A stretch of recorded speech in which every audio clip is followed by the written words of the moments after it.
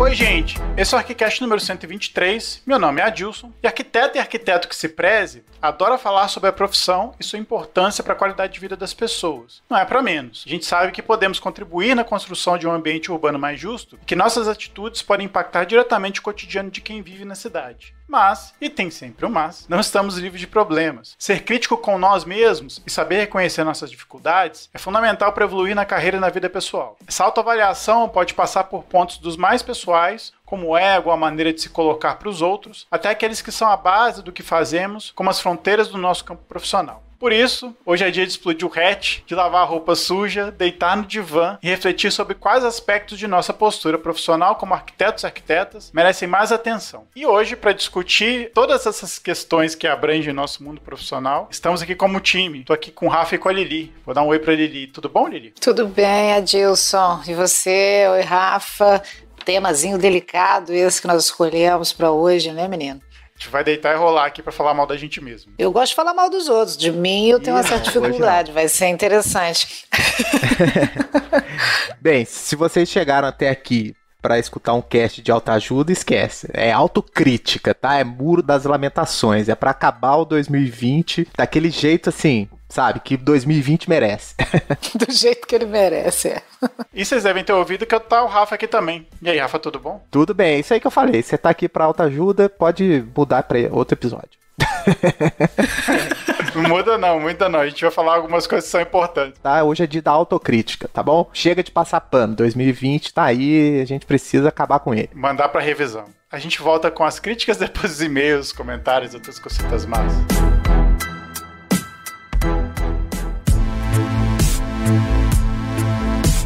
Voltamos com mais uma leitura de e-mails, comentários e outras cositas más. Hoje eu tô com a Lili. E aí, Lili, tudo bom? Tudo bem, Adilson. E você, o que anda fazendo neste domingo, que é quando a gente grava os comentários? Ixi, acabei de comprar pão pra tomar café, olha que beleza.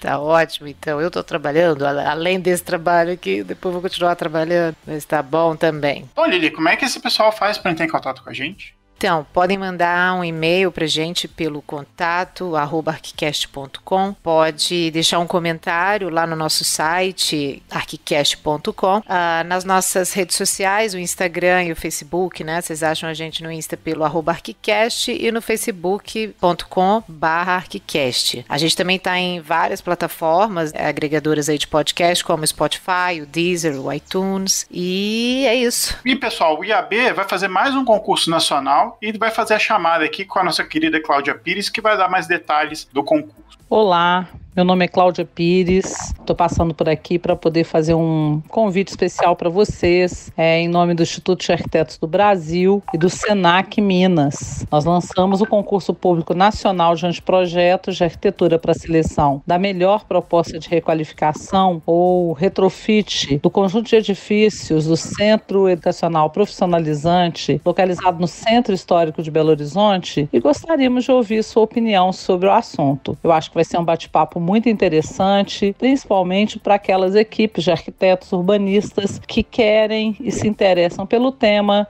e gostariam de apresentar uma proposta dentro desse certame. Te espero lá. Um abraço. Fiquem atentos nas nossas redes sociais, que a gente vai divulgar mais informações para vocês ficarem por dentro, sabendo de tudo sobre esse projeto, beleza? E se você não quiser ouvir os comentários, é só pular para 7 minutos e 53 segundos. Bom, Lili, a gente tem um comentário que deixaram pra gente lá no nosso site. Isso, deixa eu ver, foi um comentário da Mariana Lacerda. Ela diz assim: olá galera, tudo bem? Primeiramente gostaria de agradecer pelo podcast, adoro escutar enquanto estou no estágio. Vocês são demais. Bom, esse episódio veio na hora certa, pois eu estou indo para o último ano de faculdade e a crise do final de curso já bateu na minha porta. Meu tema para TCC é um estádio de futebol e, pelo tamanho e complexidade, sei que vou precisar ser bem organizada. O bate-papo de vocês foi bem bacana, pois tive um feedback de como foi para cada um e algumas dicas importantíssimas de como lidar com essa nova fase. Gostaria de finalizar dando uma sugestão de tema: arquitetura de estádio. Já comecei a procurar arquivos, artigos e discussões sobre o assunto, mas não encontrei muita coisa para iniciar minha monografia. Na minha faculdade também são 2 etapas, a primeira o artigo e depois o projeto. Enfim, acho que renderia um episódio interessante olhando até para um estilo de estádio que não seja apenas para futebol ou show, mas ligado à sociedade e outras funções que poderiam ter ali. Obrigada, galera. Até mais e um abraço. Obrigada, Mariana. Obrigada. Mariana tá a fim de trabalhar, Mariana, fazer o estádio de futebol no TCC, né, menino?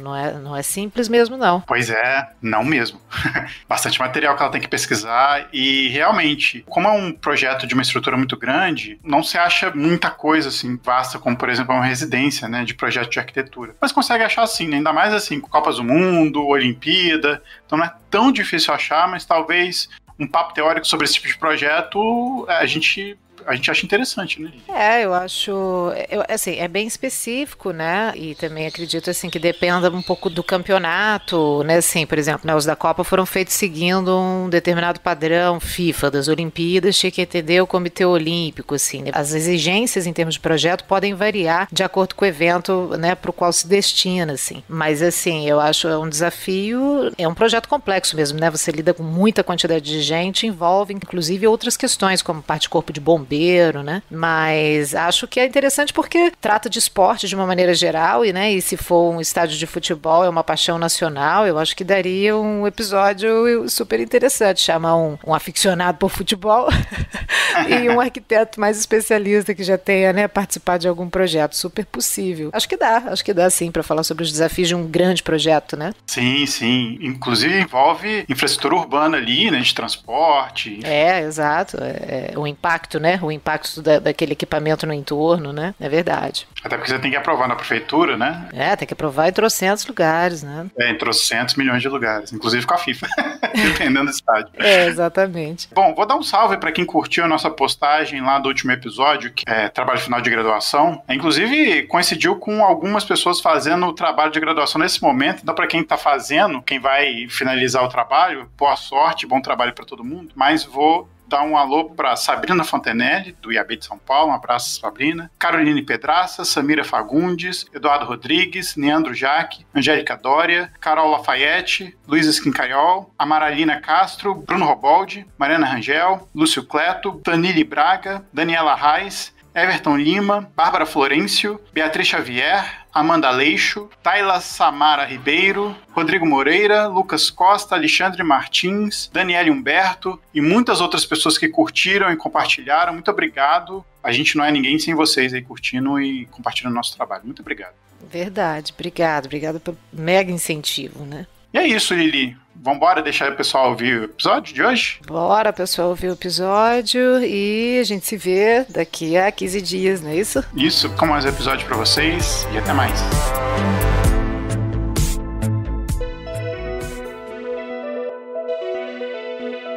Deixa eu falar pro pessoal como é que a gente fez para falar desses problemas, né? A gente pediu lá no nosso Instagram para que as pessoas falem dos piores defeitos das arquitetas e dos arquitetos. Escolheu alguns para falar aqui. A gente não vai falar todos porque senão ia ficar 2 horas. Eu sei que vocês gostam de podcasts muito longos, mas a gente selecionou alguns aqui para falar sobre. Vou começar aqui com esse primeiro tópico que a gente marcou, que foi o seguinte: cobrar barato demais nos projetos só para não perder cliente. Quem mandou essa foi o Ítalo. Quem quer começar a falar aí? Rafa? Rafa tá bravo, pode mandar falar aí. Não, tô bravo não. Não, hoje eu vou Rafa realista. Tô muito irritado, passei as 2 semanas aí com uma infecção e tal, isso acaba alterando os neurônios. Mas, gente, cobrar barato demais nos projetos só para não perder cliente. Bem, isso é uma realidade do mercado, infelizmente, mas tem vários aspectos aí dentro, né? Primeiro tem aqueles que cobram barato para ganhar uma concorrência, por exemplo. Faz parte do mercado, né? Todo mundo não quer o mercado? Então, o mercado é isso. Tem dumping, né? Que é uma prática clara aí de vários outros que você põe um preço mais baixo para se inserir e aos poucos você vai se adaptando. Tem um monte de gente que fala aí que é bobagem você cobrar barato porque depois você não consegue aumentar seu preço. É verdade, mas é verdade também que muita gente faz isso e a maioria dos escritórios fizeram e fazem isso, vão continuar fazendo. Outra coisa também, cobrar barato demais, às vezes é barato para um, mas os custos de produção, às vezes aquele escritório é mais barato, ele consegue cobrar mais barato, até porque a precificação ela não nasce assim do nada, existe todo um processo de precificação que você tem que pensar no escritório como uma empresa. Mesmo você sendo um profissional liberal aí, que não tem a CNPJ, que, né, paga lá 27,5% na fonte, né, já que vocês estão falando de coisa boa, você vai ter um custo mais baixo, você talvez não tenha uma estrutura, mas você, quando você emite nota, né, porque a maioria também, os que reclamam, também não fazem tudo dentro da legalidade, então assim, cobrar barato demais nos projetos só para não perder cliente, não é só por isso, são por várias questões. E a questão de não perder perder o cliente, acho que vale tudo, né? Não é o cliente que tem a razão, acho que o cliente é a razão de ser do negócio, né? Só para fechar essa questão aí também, se você tem um escritório, quer entender ele como uma empresa, toda empresa tem uma verba de marketing, né? Então é natural ela ter lá X% do seu faturamento para marketing. Vai que esse X% equivale ao custo de produção ou custo de desenvolvimento de um projeto. Se o cara quiser fazer um projeto de graça, ele faz. Infelizmente, essa também é uma prática recorrente, mas infelizmente os órgãos de classe, mais o CAL, né, que talvez tenha um pouco desse papel de fiscalizar a profissão com a sociedade, trabalha muito pouco em cima dessas questões também. Então, bem, essa aí abriu a porta para outra dimensão. Essa primeira pergunta aí... Abriu a porta do inferno do Rafa. Já abriu a porta do inferno, pode fechar e... É isso aí. Eu acho que a conclusão é que é melhor cobrar barato mesmo. Eu tô confusa. Para de reclamar de cobrar barato, porque é isso aí, não é o mercado, não é o livre mercado. O livre mercado é isso, gente. A gente quer o quê? A gente quer o Estado também dando dinheiro pra gente fazendo isso? Não entendi. Você tá falando do livre mercado. Não, o livre mercado pressupõe que os agentes econômicos regulam o Estado, a não existência do Estado ou de qualquer outro órgão fiscalizador é da regulamentação. Então, se você tiver uma regulamentação correta, dizendo, profissionais de arquitetura devem cobrar, no mínimo, tantos reais por projeto de tais. E até existe, né? Até existe isso, as tabelas e tudo mais, mas não tem como você regulamentar isso, porque é o mercado, é a prestação de serviço. Então. Mas te falar, assim, isso talvez não seja só um problema da arquitetura, não. Não, de maneira nenhuma. É inclusive da medicina também, né? Eu vou deixar a Lili falar. Eu nem sei se devo. Tô pensando aqui. Vou trazer um viés um pouco diferente, assim, né, do Rafael. Eu entendo, é isso mesmo, acho que foi bem The Rafa for Real agora, essa nova versão dele aí, chegou versão chegando. inflamado, tô com a inflamação na gengiva, tá doendo. Não, e ele fez dever de casa, isso aí ele anotou, isso aí ele fez dever de casa total, tem nada de freestyle, ele já tinha uma listinha ali do que ele ia falar, que eu tô entendendo. Falando por experiência, né, logo que eu formei, comecei a trabalhar, eu fazia isso. Quem fala que não faz tá mentindo, ou então já tava muito bem conectado, né, assim, no início é meio que uma questão de sobrevivência, assim, você não consegue estabelecer o seu preço. E a questão do piso é uma ilusão, né, do piso e da tabela, porque a gente não consegue colocar isso em prática, e não só a gente, como vários outros, assim, né, aquela coisa, se você for fazer tudo by the book, né, tudo bem, você vai pagar os 27,5% de imposto, ou então você vai cair ali num CNPJ que é dificílimo de tirar, porque a arquitetura também não se encaixava, né, assim, dentro do simples, dentro de nada, a gente sempre pagou muito, né, em termos de imposto. Você também não consegue pagar o mínimo de salário para quem trabalha com você, a gente não consegue fazer nada no mínimo. Também não conseguimos o mínimo de projeto porque era muito além, né, assim, do que às vezes o contexto em que você estava trabalhando permitia. Mas é claro que não é bom isso, não é bom para ninguém, eu acho, assim. O resultado final disso, eu acho que ele é péssimo, porque acho também que a gente esquece às vezes de ter uma visão de médio prazo, né, médio e longo prazo, que tem a ver mais com a valorização da classe, né, que é um pouco que eu acho que tem por trás dessa crítica, né, assim, poxa, a gente deveria cobrar, não é só pra gente ganhar mais, mas é porque, assim, se houvesse uma união maior, um acordo maior entre os diferentes arquitetos, ou, sei lá, cada um em seu contexto, não acho que isso é um pacto nacional nem nada, não, eu acho que isso tem que ser cidade em cidade, às vezes a gente conseguiria colocar esses mínimos entre nós, e não de acordo com tabela, assim, simplesmente, assim, para valorizar a profissão diante do mercado também. É um pouco, assim, comportamento de matilha, mas que o Rafael citou aí a medicina, eu acho que os médicos fazem isso muito melhor do que nós, os advogados fazem isso muito melhor do que nós, assim, né? Eu acho que por trás dessa questão também tem um pouco a nossa incapacidade de trabalhar em conjunto, sabe? Assim, de fazer um plano para os arquitetos, assim, uma crítica dos arquitetos, assim, de uma forma geral. Mas eu concordo que, assim, é muito ideológico também você simplesmente falar, né? Os grandes arquitetos normalmente criticam os novos por causa disso, mas já fizeram. Fizeram muito. Já fizeram de graça, já fizeram mais barato, mas o fato é que, na medida que você tiver uma certa estabilidade, é importante pensar na valorização do seu trabalho e do trabalho da classe e não colocar o preço muito lá embaixo. Também diversificar o tipo de produto que você oferece, né? Enfim, eu entendo o contexto mais amplo e queria trazer esse insight também, assim, da gente pensar coletivamente, né? Ó, Lili tá autoajuda, hein? Tua autoajuda? Não, Não, mas não serve pra ninguém também, não. Ninguém vai fazer isso, não. Isso seria o ideal. Não, tô brincando. Esse ideal não existe, né? Mas acho isso, os grandes escritórios têm que parar de reclamar e ficar apontando o dedo, né? Assim, fazer a sua parte, né? O que eles estão fazendo também para ajudar a estabilizar esse mercado, ou minimamente valorizar os profissionais? Ninguém faz nada, todo mundo trabalha no seu, né? Aí essa selvageria total que o Rafael estava descrevendo aí. Eu vou ser o passapano, é isso? Não. Isso é muito difícil. É muito difícil um recém-formado também cobrar a mesma coisa do que um escritório que já tem nome, de grande porte, conseguir cobrar o mesmo. Isso não é bom para ninguém, isso é ruim para os arquitetos que talvez tenham que ter mais bagagem também, e às vezes cobram mal porque acham que fazem um serviço menor ou pior. Acho que até inconscientemente se cobra menos porque se acredita que você vai entregar um produto que não é o mesmo. Eu acho que isso acontece, acaba acontecendo. Não tô falando que por causa disso se tem que cobrar mixaria, mas o que eu acho ruim são práticas desleais. O que o Rafael não falou, por exemplo, a tal da reserva técnica, né? Que todo mundo fala, que é uma coisa que é proibida, mas tem profissional que ainda faz. E a gente vê muito isso, eu não tô querendo acusar ninguém, mas... Mas aí você tá acusando muita gente. Muita gente.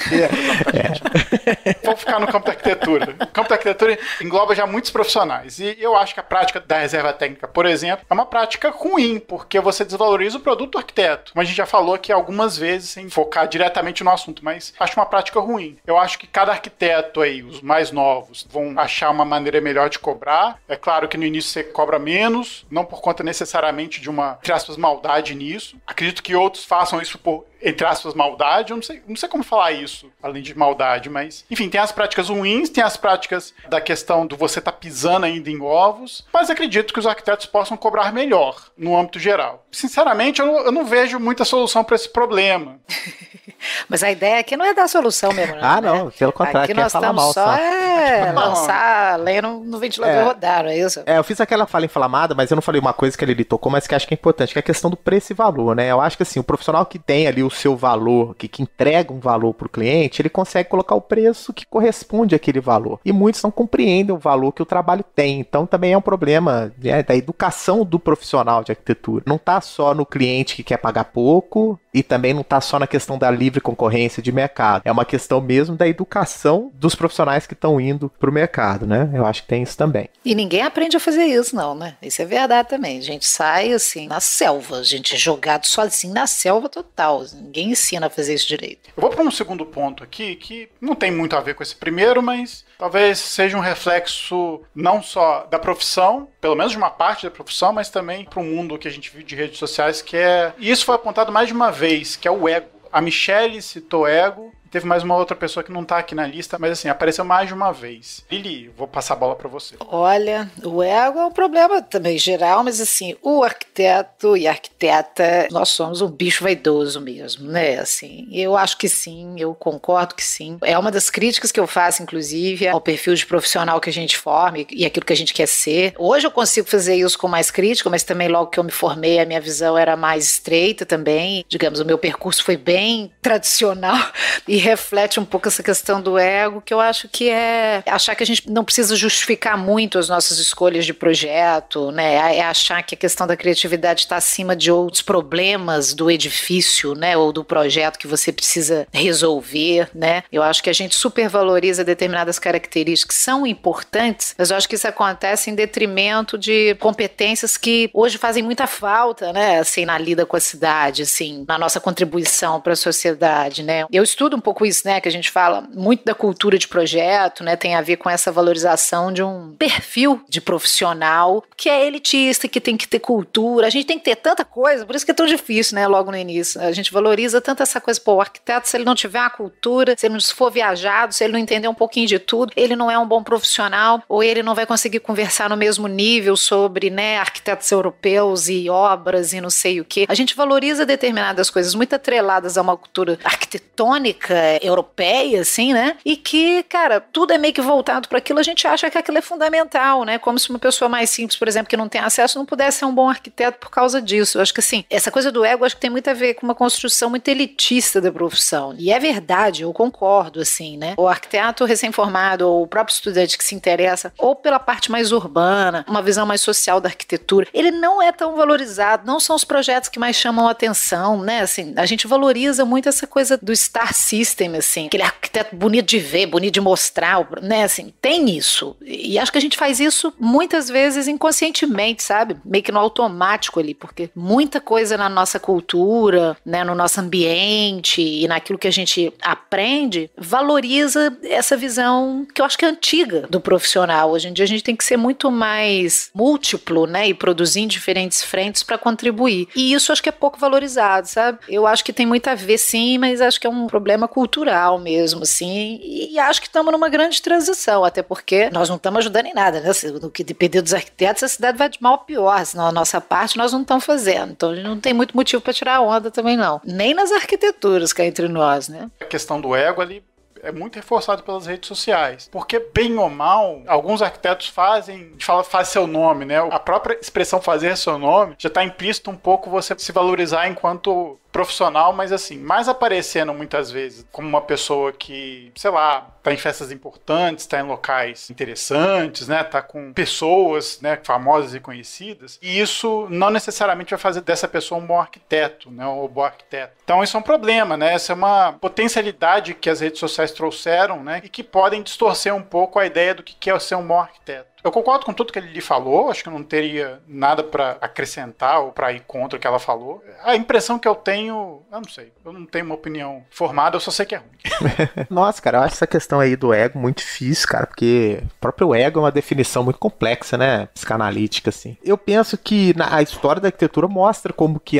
os arquitetos, né, sobretudo na história, né, porque a história é contada sempre do ponto de vista masculino, né, você pega, por exemplo, lá quais são os arquitetos das catedrais góticas, né? É um coletivo, né? Existia uma ambiência de coletividade e tal. Aí quando vem Renascimento, né? Vem a figura do arquiteto, né? Você só tem nomes masculinos, né? Alberti, Brunelleschi, né? Todos aqueles que vão aí ao longo desses séculos aí. Então, isso instituiu na nossa profissão, assim, essa, vamos dizer assim, essa visão de mundo muito particular do criador, do artista, né? Então, que ela é muito, né? Então, você falar assim, pô, o problema da pintura é porque o cara é muito egocêntrico. Pô, não é um problema, isso é a característica dele, né? Tipo, é a característica de um pintor, é o seu ego, né? É o ego do, como é que chama lá, nosso amigo? Putz, fugiu das canecas coloridas, como é que é? Gente, como assim? Romero Brito? Romero Brito, né? O ego pô, é óbvio, né? O ego dele que o faz Romero Brito, né? Ah, é o ego do Jean Nouvel. Pô, é o ego que o faz Jean Nouvel. Mas, curiosamente, quando você falou assim, os alunos vêm, né? Os arquitetos assistem e tal. Só que, na verdade, talvez não é tanto o ego do Jean Nouvel, mas é todo um sistema que potencializa a figura daquele cara e o estudante materializa na cabeça dele que a visão de mundo da arquitetura dele, daquela forma, também vai conseguir ser impressa desse jeito. Então, assim, na verdade, viajei aqui, mas tudo isso é a ausência do diálogo, né? Não, eu concordo, é um pouco o que eu tava falando também, não? É, exatamente, um pouco disso que você falou. Sobretudo, gente, a ausência da percepção do mundo, percepção das coisas, das pessoas, né? Metáfora aí da Torre de Marfim, né? Que a gente falou lá no filme High Rise. Então, era o arquiteto lá, a vida dele no topo do edifício era uma alegoria do ego, né? O ego não mantém contato com o mundo real e tal. Então, isso acontece muito mesmo, assim, não só por a nossa profissão ter essa dimensão criativa, mas também por nós estarmos deslocados da sociedade há muito tempo. Mas por causa dessa visão artística mesmo, eu acho. Acho que você fez uma boa comparação, assim, né? Como assim, a educação é toda voltada por quem projeta, e não para quem se projeta, né? O para quem se projeta é uma questão contemporânea. Com quem se projeta, né? Ou com quem se projeta. Junta né? a quem. Exatamente. Isso é recente na história da arquitetura, né? Vou até levantar uma polêmica aqui, porque a gente pode considerar que, sei lá, um arquiteto seja egocêntrico, mas se ele for um ótimo arquiteto, né? Pode até ser discutível. Eu entendo que, assim, o ego pelo ego é uma merda, mas a gente tem que ver se ele é um bom profissional. Por exemplo, se é um arquiteto ou arquiteta que tá lá presente nas redes sociais, participando de, sei lá, festas VIP ou coisa assim, mas se ele for um bom arquiteto, não sei, é estranho, é esquisito. Essa é a definição do que? Ele faz boa arquitetura? Não, aí é uma coisa. Agora, se é um bom arquiteto, é outra coisa, né? É porque eu tô pensando em ego aqui, mas na imagem que o arquiteto, que essa profissão vai ter para os outros, entendeu? Nesse sentido, nunca é bom. Não tem como ser bom, assim. É porque ela vem exatamente como uma crítica, né? Ela vem como uma crítica mesmo, assim. É o arquiteto só pensar nele mesmo. Ou no projeto, ou na sua criação. Ou a gente pode até estender essa ideia do arquiteto ou da arquiteta com outros profissionais também. Da possível dificuldade que outros profissionais tenham de um diálogo com aquele profissional que é o arquiteto ou arquiteta. Abrange também o diálogo entre outras profissões. Só a gente gosta da gente mesmo, ninguém mais.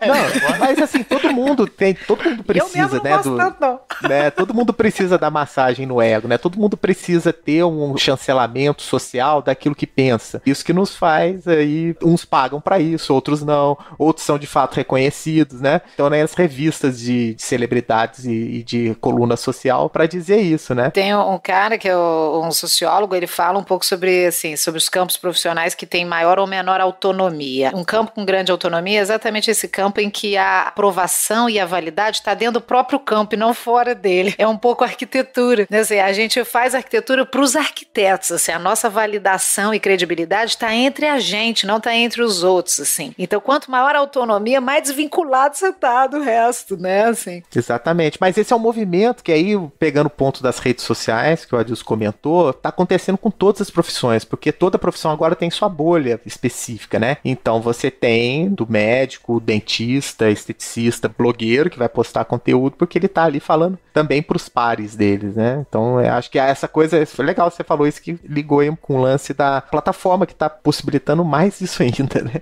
Então, gente, a tendência é cada vez mais ego, não tem jeito, é isso aí. Quando você for fazer o seu vídeo de divulgação, você vai falar tudo que você fez na vida e tal, é pra isso, né? Pra dar autoridade, a tal da autoridade. A autoridade, ela vem do ego. Ego é bom, mas cuidado com o superego. É, exatamente. Não, aí já é o superego, é outra coisa. Aí já vem um alter ego, que é pior ainda. A gente tá psicanalista pra caramba. Pegar um terceiro ponto aqui. Talvez a grande falha seja não saber falar de maneira normal com o cliente ou futuro cliente leigo. São sempre termos técnicos que só vão servir para quem vai construir. Mais de uma pessoa falou isso. O Diego Gomes falou isso e o Alan Takoshi também falou algo parecido. O Diego falou mais da relação arquiteto-cliente, o Alan falou mais do arquiteto com a sociedade, né? Vou polemizar, né? Pô, você vai no médico, o cara chega pra você e fala assim, toma uma paradinha aí, ó, que você vai ficar bom. Não, você quer saber, o cara toma uma hemoxilamina 3 vezes, você quer saber o resultado técnico. Pô, então você falar técnico, eu tô brincando, tá? Mas é verdade, o cliente também quer saber se você sabe daquilo que você tá falando, né? Aí são várias questões de comunicação, e a outra comunicação mesmo, aí já é uma questão de relação interpessoal mesmo, de saber conversar com as pessoas e tal, mas que eu acho que acontece também em todas as profissões, né? Todo mundo já deve ter ouvido falar, nossa, aquele médico é ótimo, mas ele não sabe conversar. Ó, você nem pergunta pra ele, mas assim, ó... Aí aquele advogado fala muito juridiquês, né? E isso, gente, acontece muito. Muita data vênia. O médico faz muito isso mesmo, é impressionante. Faz muito isso, o médico aqui é excelente, vai passar, sei tudo, mas não pergunta nada pra ele, não, que ele vai te dar e ficar um pouco isso também, né, pô, aquele cara que é mais ríspido e tal, e que também tem uma coisa meio de autoridade e tudo mais, que é meio tóxica também, né. Sim, termos técnicos são importantes, sim, mas você não vai, obviamente, dialogar, em algum momento você vai ter que falar de outra coisa, tá? E a entrevista que a gente fez com o Miguel Pinto, né, ele falou que ele de arquitetura, ele não conversava nada com o cliente, ele ia lá, batia papo, conversava da vida e tudo mais, depois ele passava o briefing pra equipe dele e tocava o barco, né, acho que é um pouco isso também. Mas você tá falando de um cara que tem total domínio da habilidade de comunicação, né? Assim, ele é um exemplo aqui no outro sentido, inclusive, né? Desse questionamento. Que eu acho que faz sentido, eu acho que depende com quem você fala mesmo, né? Assim, mas eu entendo a crítica aqui, que é justamente da gente apelar, às vezes, não só termos técnicos, mas termos que tenham uma pegada cult, sabe? De cult mesmo, assim, né? Tipo promenade. Tipo, a priori a gente escreve até de ladinho a priori, de tão metido que é, né, assim, pra que falar isso? Assim, tem umas coisas assim, que ou sai natural, alguns termos saem natural porque é natural pra você, porque aquela cultura tá em você, mas a gente força um pouco a barra, eu acho, tentando estabelecer um certo status ou uma linguagem que diga quem a gente é, né? A forma que você fala também diz um pouco quem você é. Eu acho que isso tem tudo a ver com a questão do ego e com uma cultura elitista, né? Assim, e da visão do arquiteto como um ser culturalmente superior aos demais. Por um lado, eu acho que é muito, muito isso, que é aquela troca de palavras totalmente gratuitas, assim, que poderiam ser substituídas por outras muito mais comunicáveis, né? Posso dar um exemplo, aproveitando que você está falando isso, Lili? Eu fiz o exercício de pegar algumas palavras de um concurso de trabalho de final de graduação, ou seja, feito por alunos ou por jovens profissionais que acabaram de se formar. Então achei palavras como inflexões, imaterial, alteridade, corpografia, macronarrativa,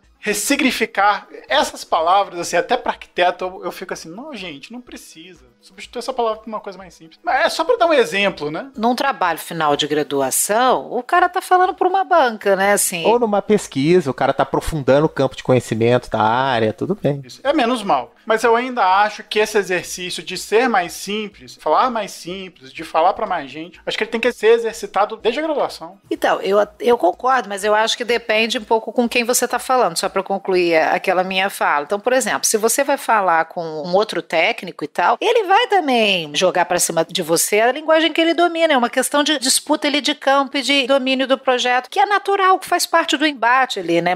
Eu digo aquela que é saudável. O termo técnico e o conhecimento, ele tem que ser aplicado quando faz sentido. Acho que o problema é quando é aquela coisa vomitada sem razão de ser, né? Assim, então, saber com quem você fala, eu acho que é importante, para qual é o objetivo daquela comunicação é fundamental, assim, não ser nada gratuito, mas sim, né, um vocabulário técnico e específico, ele existe por um motivo muito claro, né? Assim, que é também o domínio de determinado assunto.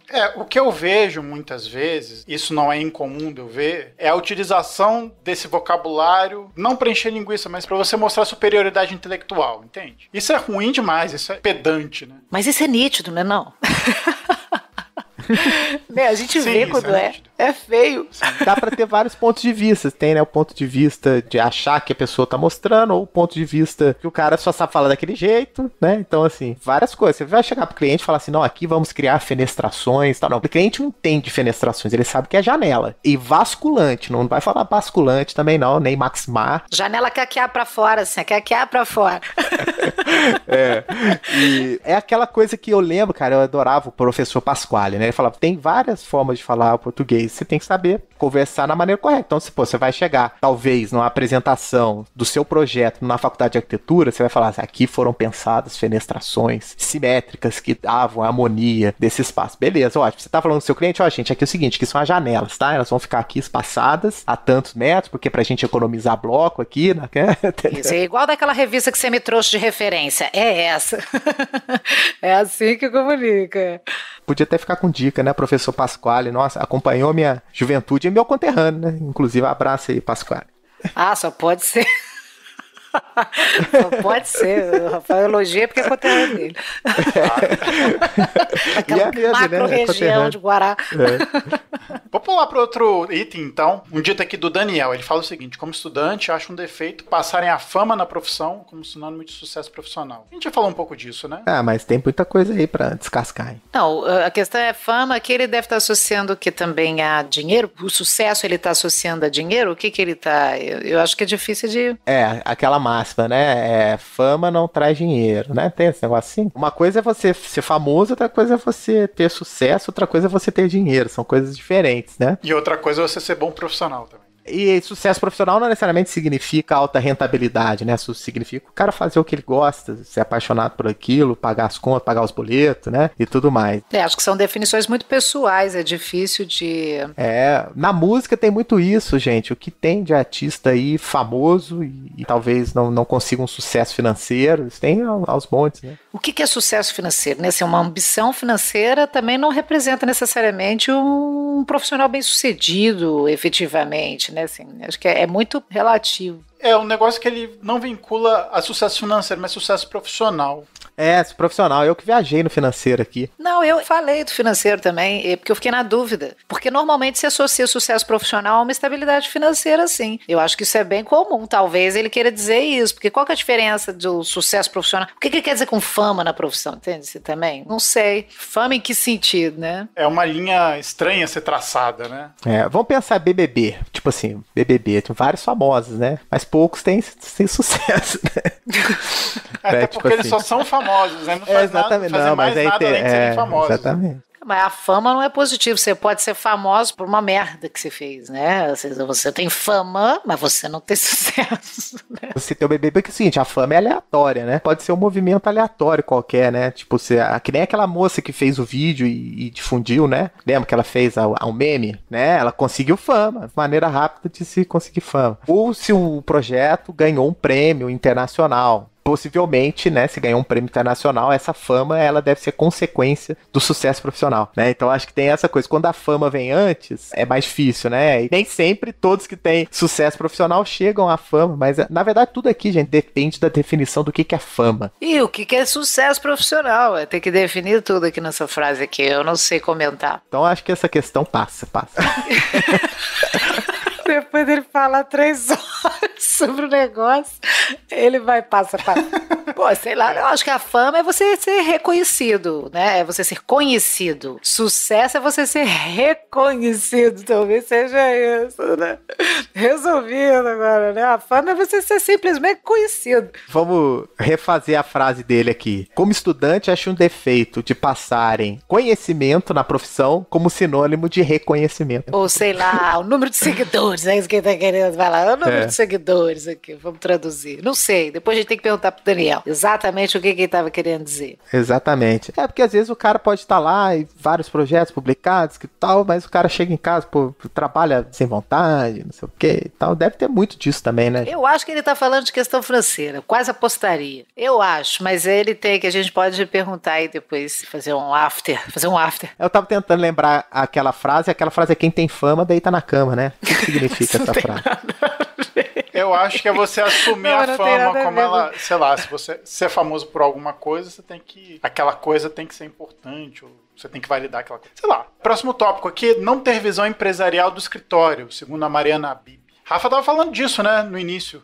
Isso pode ser uma escolha também, às vezes. Não, mas é que eu tô entendendo que é pra quem abre o escritório, né? Pra quem tem um escritório, não enxergá-lo como... Então, olha só, olha que interessante. A pergunta dela já passa do pressuposto que você tem que se formar tendo visão empresarial pra exercer sua profissão. Não necessariamente. Você pode ser um funcionário de um órgão público, você pode ser um arquiteto de uma ONG, você mesmo ter a sua própria ONG, o seu CIS, você pode ser um funcionário. Então, olha só como as perguntas já estão contaminadas, viu? Desculpa, Mariana.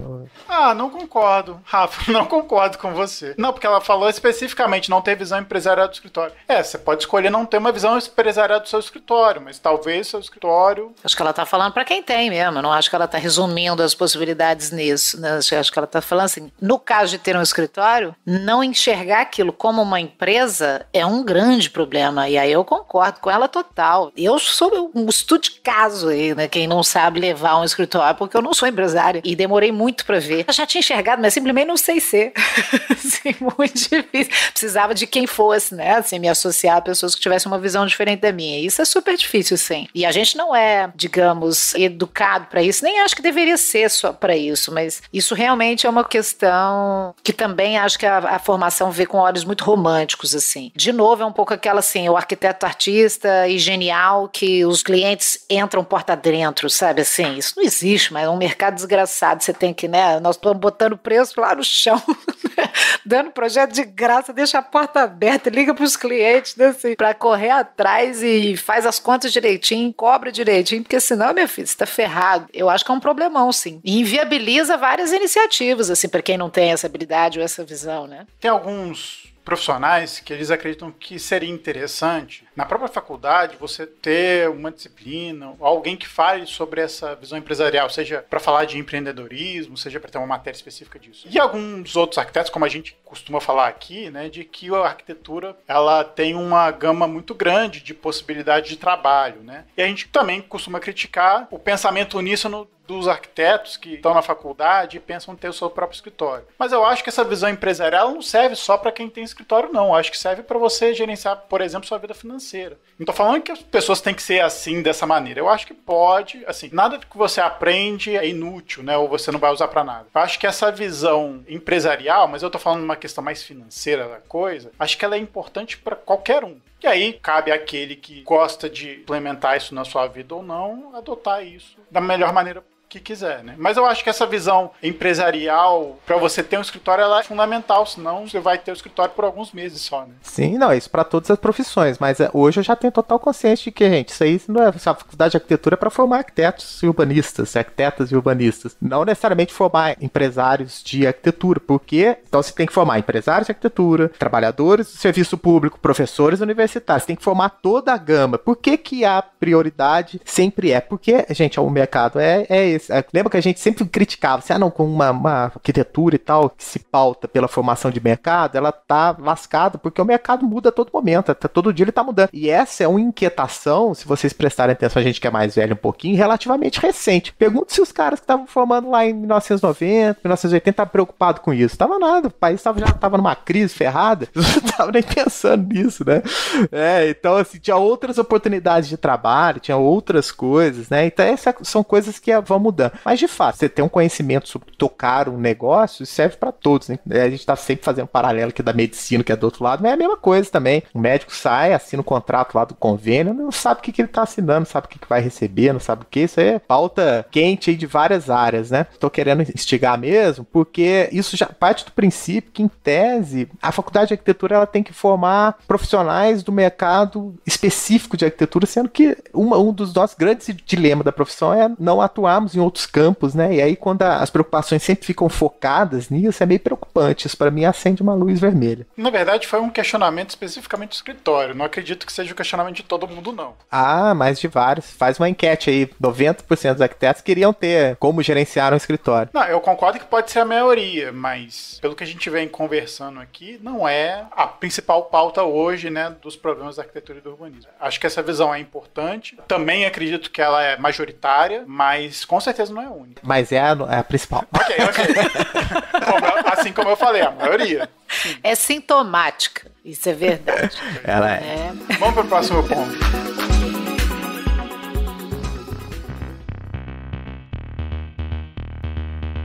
Práticas do tipo, ganhando a obra, eu faço projeto de graça. Acho que a gente falou um pouquinho disso, né? Isso acontecia muito quando a engenharia atravessava o campo da arquitetura, né? Mas veja, fazer a obra é uma do escopo do arquiteto também, ué. Ele pode não fazer o projeto e fazer simplesmente a obra. Tá dentro das atribuições dele. Cai na de cima também, né? Se apega ao projeto, né? Assim, o projeto é tudo que a gente tem para fazer. Não é. Você pode fazer várias outras coisas, inclusive obra. Não existe almoço grátis. Se esse arquiteto tá falando que tá fazendo a obra, tá dando projeto de graça, ele está cobrando esse projeto. Significa que esse arquiteto teve uma visão empresarial, ele tá, né, dando uma manobra aí de marketing, né? Então, não existe almoço de graça. Não tem como ele cobrar pela obra e não cobrar pelo projeto. Ele vai cobrar. Mas talvez aqui também esteja significativo. A obra vale muito mais do que o projeto no mercado. E é verdade. Ele ganha muito mais dinheiro na obra do que no projeto. Então isso não é um demérito do projeto. Isso é um valor da obra mesmo. Né? Assim, é uma questão de metro quadrado e da visão quantitativa da construção civil. É uma realidade. Tudo bem, tá certo. Então que a gente entre mais na obra, que estude mais isso, que participe mais. Certamente vamos estar mais empáticos e mais atentos às diferentes disciplinas do que fazendo só o projeto. Acho que são profissionais mais completos do que quem só faz projeto, inclusive. Pode ganhar dinheiro na obra mesmo, que é bom, não é ruim não. Ganhar dinheiro é bom, né? Eu não sei, me disseram que ganhar dinheiro é jóia. A gente não sabe. Um outro tópico de uma pessoa aqui, ó. Vergonha de falar de valor de obra com o cliente. Perguntar quanto ele quer gastar. Quem falou foi um cara chamado Rafa, Rodrigo.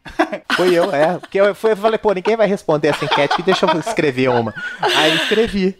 Aí é porque de fato isso é o que mais acontece quando eu converso com colegas e tudo mais. Aí o cara, pois é, cara, fiz o projeto lá e tal, mas foda, né? Cliente lá não fez tudo e tal. Aí vira e mexe, eu escuto essas coisas, né? Aí pensando, e isso é uma coisa que eu sempre coloco assim na minha prática, é melhor você queimar a cara uma vez do que ficar amarelando vários dias. Você tem que perguntar pro cliente quanto que ele tem para fazer, porque senão você faz um projeto, aí o cliente dá aquele sorriso amarelo, assim, tipo assim, gostou do projeto? Gostei, né? Mas não tem esse dinheiro para fazer isso. E também já tive casos de clientes que a gente deu orçamento e tal, aí o cara fez a obra depois com outro, aí depois voltou com a gente, falou, não deu. Eu falei, pois é, porque te falaram um preço que não é aquilo que estava aqui no seu projeto e tal. Então, gente, o arquiteto tem que conversar sobre valor, sobre preço, é isso que pauta o mercado. Então, se você não souber quanto seu cliente tem para gastar, se tiver vergonha de perguntar para ele, fala assim, o cara vai achar que eu vou perguntar só para poder gastar o teto. E o cliente também. É isso que o cliente quer que você faça. É isso que ele espera que você faça. Tudo que ele não quer que você faça uma coisa que ele não pode arcar. Que você seduza ele com um projeto que é totalmente inviável. Isso é um dos maiores erros, de fato, que o arquiteto comete. E claro que também tem o cliente que não fala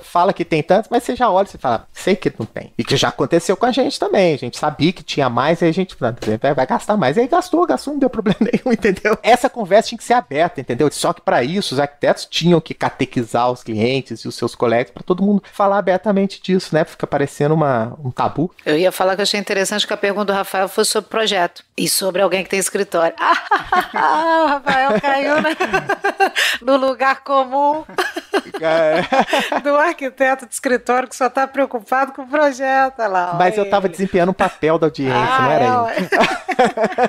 Mas, cara, isso é importante também. Eu acho que a galera, assim, a gente também não pode negar que muita gente tem seu escritório, está se esforçando para criar clientela, e a gente também não pode deixar de falar também, né? Eu acho que é uma bobeira também a gente ficar, não podemos falar do escritório, que o pessoal que está ganhando... Não, eu falei só para não perder a piada claro, do Rafael. Claro, Rafael sempre. Mas sim, essa coisa de não falar sobre valores, voltando para a pergunta, é um erro, de fato, é um equívoco, porque dentro do escopo do que a gente precisa fazer é adequar sugestões às possibilidades, né? As nossas hipóteses de projeto dependem das possibilidades financeiras do cliente diretamente, né? E não só as possibilidades financeiras do cliente, as possibilidades de execução do contexto que você está, que outra vergonha que a gente passa é ficar sugerindo coisa que não é possível ser feita naquele contexto, entendeu? Então eu quero a pedra maravilhosa, nunca acha a pedra é inviável para vir de não sei onde, porque tá lá, vai ser retirada lá do Himalaia até chegar aqui, não vai rolar. E a gente não sabe desses processos, aí vai lá e especifica uma pedra que pelo metro quadrado é linda, mas desde que eu esteja lá para comprar, né? Assim, até chegar aqui vai ser outro custo. Então, uma falta de domínio também dos processos, né? Que envolvem a execução e tal também. Volta e meia a gente passa vergonha por causa disso. Mas esse é um dos grandes problemas, de fato, assim. E tem um pouco isso de ter vergonha de falar ou disso ser um tabu e de achar que o nosso papel é só o desenho. Não é a viabilidade daquele desenho na condição financeira de quem vai fazer. De novo, é a gente diminuindo o nosso papel nesse processo, né? Ficando ali só na especificação, só no desenho, depois entrega o problema não é mais meu, né? Totalmente equivocado, né? Assim, por isso que nós estamos ferrados, né? Assim, porque a gente reduz nossa participação mesmo. É um problema de fato. Um outro tópico aqui, de acordo com o João Vitor Stormovski, fala o seguinte: distanciamento da comunidade e públicos que não são da classe A, B. O que vocês acham? Isso é um fato. Isso é um fato e é um problema, porque é um problema geral, porque a maior parte da construção civil, né, se concentra ali, né, e da economia que gira em torno da construção e da autoconstrução, né,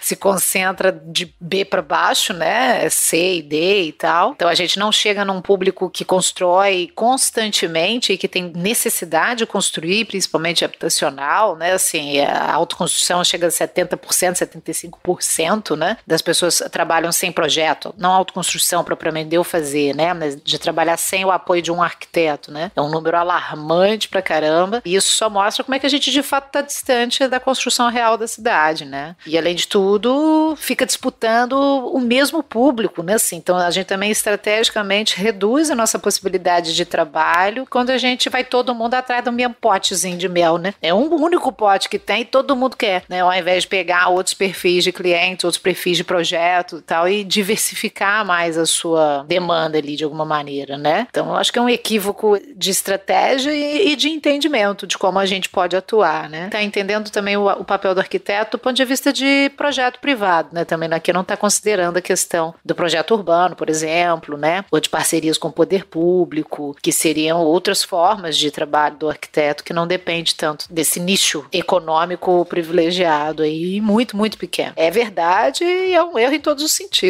Ao mesmo tempo que, por exemplo, você trabalhar como urbanista é algo bastante raro, né? Você vai trabalhar em prefeituras, trabalhar, talvez na iniciativa privada você tem muito poucas possibilidades, né? Talvez com concurso, né? Tem menos, sim. Não é um campo pleno, né? Mas é um campo que está aí. E, de qualquer forma, ele é pouco explorado. E pressupõe-se, quando você está trabalhando com cidade, que você está trabalhando para todo mundo, né? Aí você não tem distinção de classe nenhuma. Você está trabalhando para a cidade como um todo, né? Mas, com certeza, a gente tem um distanciamento que a gente precisa melhorar, diminuir esse distanciamento. Tenho visto com mais notoriedade, né, como os arquitetos têm tentado fazer isso, né? A gente viu a Cláudia Pires, né, estava dando curso sobre ATES, né, que é a habitação de interesse social, né? Está trabalhando com assistência técnica, né? E pode ser uma realidade. A gente espera que essa realidade, que esse tipo de iniciativa cresça, a gente está vendo pelos coletivos, por essas ações, e que a gente consiga concretizar um mercado. Eu acho que mais do que fazer esse tipo de coisa, mas criar um mercado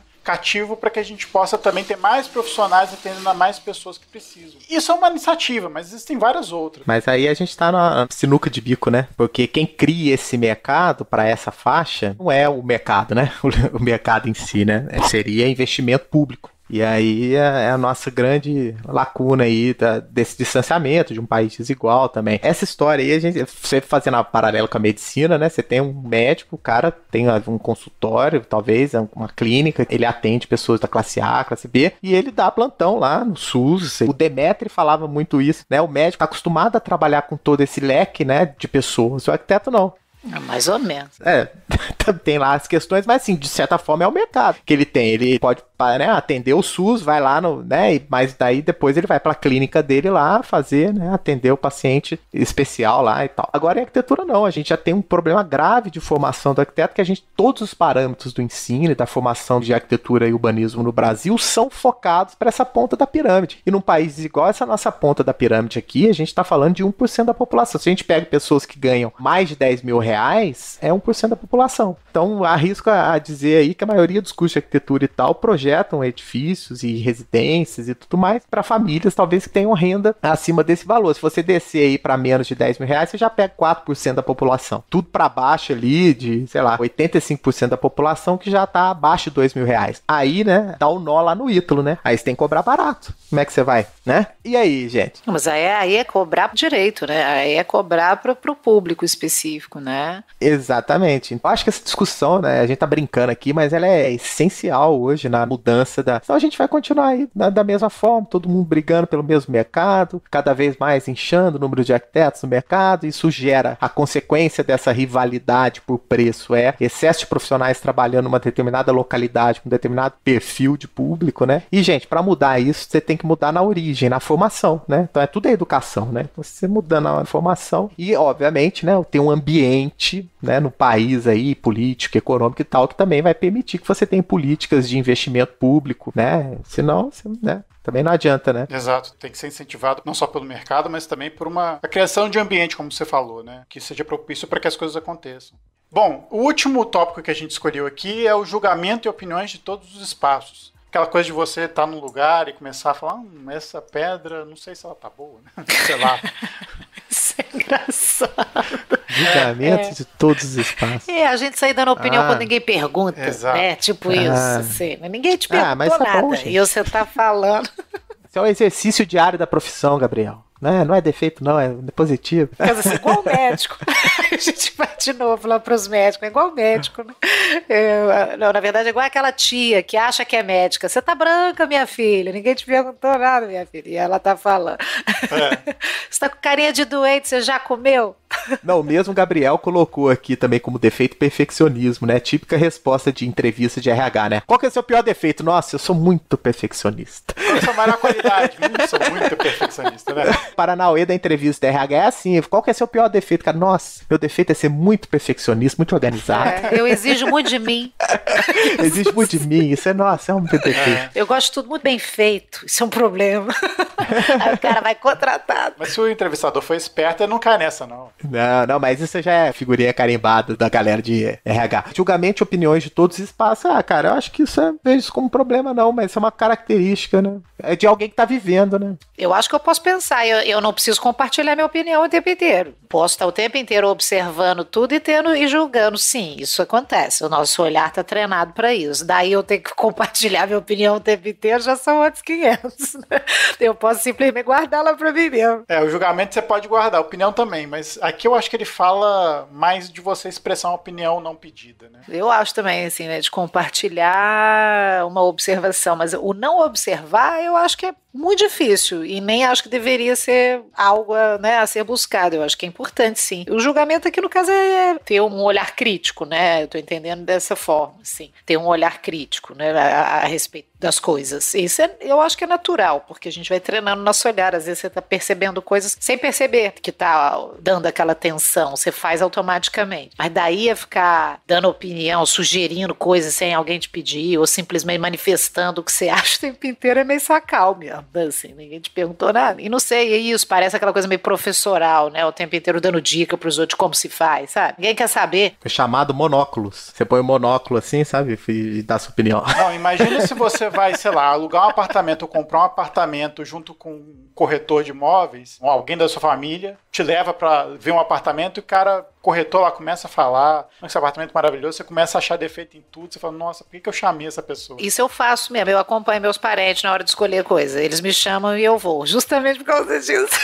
Aquela opinião, essa é solicitada. Né? Mas essa foi solicitada, é isso. Não, e tem as opiniões, aquele caso em que te pedem opinião, mas dá uma opinião aqui, aí começa a pedir você projeto, você estende a mão e a pessoa já quer o braço. Tem isso também, né? Tem o contrário. Ah, será que é isso que ele estava querendo dizer? Acho que não. Acho que nesse Não, caso acho que não. Tipo assim, os outros quando pedem... É porque aí não é problema nosso, é problema dos outros. Problema dos outros, exatamente. Pelo menos a gente finalizou aqui com uma coisa mais alta astral, né? Porque a gente tá falando muito mal da nossa profissão. Mas é pra autocrítica, gente. 2020, pior ano do último século. Não, do século não, né? Que tivemos guerras e tal, mas talvez aí, desde quando eu me entendo por gente, é isso mesmo, que tem que fazer autocrítica. É isso mesmo, é refletir esse final do ano aí pra pensar nos pacovais. Aproveitar que é dezembro, explodir esse hatch. Porque a gente fala todo dia de positividade, gente. A gente tem que ser positivo todo dia. Então hoje é o dia de desabafar mesmo. Ué, mas isso não quer dizer que a gente tá sendo negativo, não. A gente tá tendo uma atitude madura e positiva porque estamos buscando evoluir. Não, ninguém vai sair daqui ouvindo esse podcast com depressivo, né? Vai sair rindo, pelo menos. Isso aí, minha filha. Engole esse choro. Engole esse choro. Engole esse choro. Vamos lá. Cabo TCC. Vamos. Isso aí, dá um push nesse card aí agora. Limpa aqui que não precisa. Descarrego.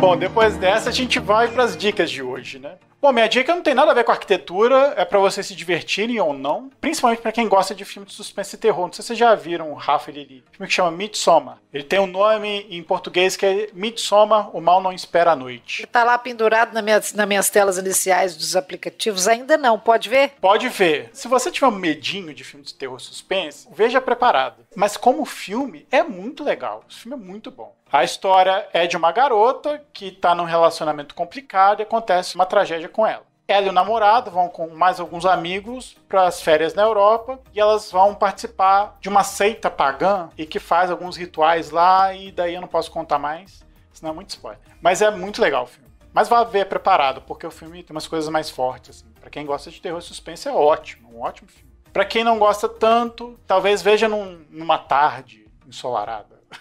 Mas é muito legal o filme. O filme, quanto peça cinematográfica, é excelente. Então vou dar uma dica de um filme também. Até porque a sua me lembrou de homem e eu não tinha preparado, e aí vai rolar. Mas eu vi ontem, chorei toda a vida, mas um chorar bom. Que chama Uncle Frank. Também não sei onde é que tá, não sei de quem que é. O meu tá na Amazon Prime, tá? O seu filme, né? Sim, o meu tá na Amazon Prime. Desculpa te interromper. O meu eu acho que tá na Amazon Prime também. Acho que tá na Amazon Prime. Uncle Frank, tio Frank, Uncle Frank. Que é com aquele Paul Bettany, aquele ator, sabe? Eu gosto dele. E, na verdade, é cheio de atores ótimos. E você não dá nada pelo filme. Assim, sabe aqueles filmes que a capa não é lá muito bem sucedida? Você passa batido por ele, já que você tem muita capa pra olhar? Não é uma boa capa. A gente normalmente negligencia ela, assim, e não vai. Mas vale a pena ver a história desse cara, assim, da família dele, lá na Carolina do Sul. Eu não vou falar muito não, mas é um filme super simpático, assim, fala um pouco sobre homossexualidade e família tradicional americana, mas é lindo, é leve, imagens lindas, mostra Nova York, Greenwich Village também aí na década de 70, por aí, super astral, assim, vale a pena, aquele filme que você ri e chora, sabe? Pacote completo. É um filme honesto. Ele tá na Amazon Prime. Amazon Prime também, né? Que me surpreendeu, não esperava nada e foi um ótimo momento ali. Rafa vai indicar um filme da Amazon Prime também, pra essa propaganda aqui. Então, ó, pra quem não tem Amazon Prime, minha dica, como eu já falei, Pasquale Cipro Neto, pra geração que não conhece. A minha geração cresceu assistindo nossa língua portuguesa na TV Cultura, somos muito eruditos, né? Então, pra quem quiser acompanhar, o Pasquale tem um programa na CBN. Você entra lá no site da CBN, Pasquale Cipro Neto, tem vários programinhos, são drops, assim, que ele dá dicas, assim, de linguagem, bem legal, bem bacana. Então é isso, galera. Mais um pra nossa conta. Lili, mais um aí, né? Sim, bom demais. Hoje teve bom. Rafa, mais um, né, Rafa? Mais um, isso aí, gente. Desculpa a franqueza. Então a gente volta daqui a 15 dias com mais episódio pra vocês e até mais.